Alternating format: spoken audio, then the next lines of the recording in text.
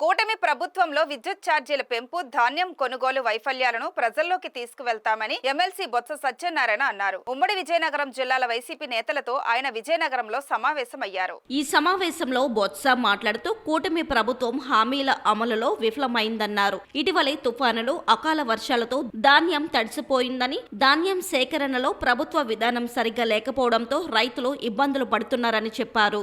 ఆర్థిక కారణాల వల్ల రైతులు ప్రీమియం చెల్లించకపోతే ప్రకృతి విపత్తులతో నష్టపోతున్నారని అన్నారు. ధాన్యాన్ని సక్రమంగా ప్రభుత్వమే కొనుగోలు చేసి పెట్టుబడి సాయం అందించాలని, పంటల బీమా ప్రీమియం చెల్లించాలని డిమాండ్ చేశారు. రైతుల సమస్యలపై ఈ నెల 13న కలెక్టర్కు, 27న విద్యుత్ ఛార్జీల పెంపుపై విద్యుత్ ఎస్సీలకు వినతి పత్రం అందజేస్తామని, జనవరి 3న విద్యార్థుల సమస్యలపై కలెక్టర్లకు వినతి పత్రం అందజేస్తామని బొత్స తెలియజేశారు. రాష్ట్రంలో ఉన్న విద్యుత్ ఛార్జీల్ని ట్రోప్ అని పేరు మీద సుమారు ₹1.20 వరకు ఈ నెల నుంచి ₹1.20 వరకు ప్రతి నెల, ఈ నెల 58, వచ్చే నెల వచ్చి ₹5, వచ్చే నెల వచ్చి ₹10, వచ్చే నెల వచ్చి ₹20 లెక్కని అలా పెంచుకుంటూ ₹1.20 వరకు ప్రతి నెల పెంచడం అనేది మరి ప్రభుత్వం తీసుకున్న నిర్ణయం. ఇది చాలా అభ్యంతరకరం. ఎన్నికల్లో మాట ఇచ్చారు, మేము వస్తే విద్యుత్ ఛార్జీ పెంచమని, మేము వస్తే నాణ్యమైన విద్యుత్ ఇస్తామని, ఇంకా ఉన్న టారిఫ్ని తగ్గిస్తామని చెప్పారు. కానీ ఇప్పుడు వచ్చి అది కనిపించట్లేదు, వాస్తవ విరుద్ధంగా ఉంది.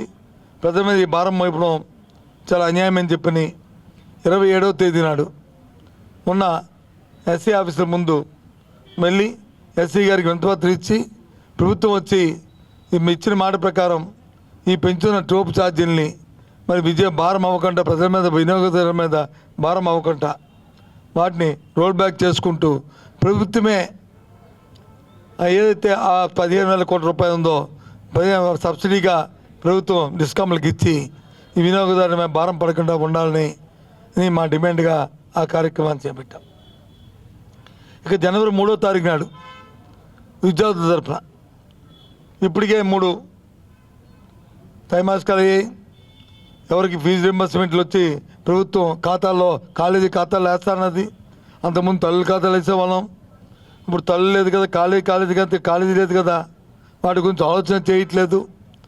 ఎగ్జామ్స్ వస్తున్నాయి, పిల్లలకు వచ్చి మరి కాలేజీలు వచ్చి పిల్లలను వచ్చి కాలేజీల నుంచి బయట పంపే పరిస్థితి వస్తుంది. పరీక్ష కూర్చోబెట్టమంటున్నారు, జిల్లా అధికారులు పిలిచి మాట్లాడుతున్నారు. అయినప్పటికీ సరైన దానికి కార్యాచరణ జరగట్లేదు. కాబట్టి దీని మీద ప్రభుత్వం ఒత్తిడి తీసుకొచ్చి వెంటనే విద్యార్థులకి ఫీజు రింబర్స్మెంట్ని ఇప్పించవలసిందిగా డిమాండ్ చేస్తూ జిల్లా కలెక్టర్కి వచ్చి వినతిపత్రం ఇవ్వాలని నిర్ణయించాం. ఆ 3 కార్యక్రమాల మీద ఇవాళ సమావేశం పెట్టుకొని ఇటు విజయనగరం, అటు పార్తీపురం, ఈ 2 జిల్లా కలెక్టర్లకి ఈ సమావేశం ఏర్పాటు చేస్తాం. ఈ కార్యక్రమాన్ని దీనికోసం ఇవాళ సమావేశం. ఆ విషయాన్ని మీ ద్వారా రాష్ట్రంలో ఈ జిల్లాలో ఉన్న మా ప్రజాప్రతినిధులతో పాటు అటు రైతాంగానికి, అటు విద్యార్థులకు కూడా మీ తరఫున పోరాటం చేస్తున్న విషయాన్ని తెలియజేస్తాం.